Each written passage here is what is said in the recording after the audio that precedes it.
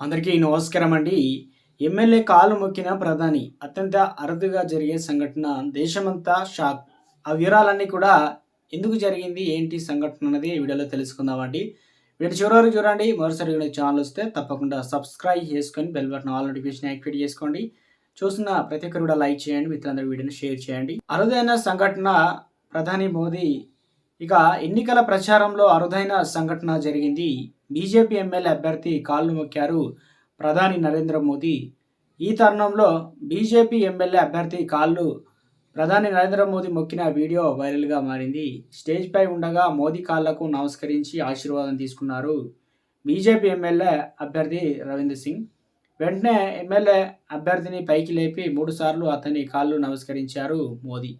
Delhi assembly ఎన్నికల ప్రచారంలో భాగంగా నిన్న పలు నియోజకవర్గాల్లో పర్యటించిన నరేంద్ర మోదీ ప్రధాని బీజేపీ ఎమ్మెల్యే అభ్యర్థి కాలు మొక్కారు. దీంతో దేశవ్యాప్తంగా ఈ వీడియో సోషల్ మీడియాలో వైరల్ అవుతుంది. కాగా ఫిబ్రవరి మొదటి వారంలో ఢిల్లీ ఎన్నికలు జరగనున్న సంగతి తెలిసిందే. రాజకీయంగా హాట్ టాపిక్గా మారింది